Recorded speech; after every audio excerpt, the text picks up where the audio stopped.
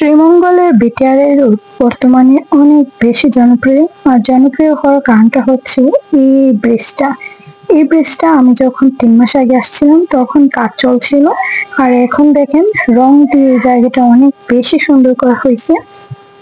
আসলে ব্রিজে রং দেওয়ার কারণে জায়গাটা অনেক বেশি সুন্দর লাগছিল। তাছাড়া রাস্তায় আলপনা দেওয়া হয়েছিল।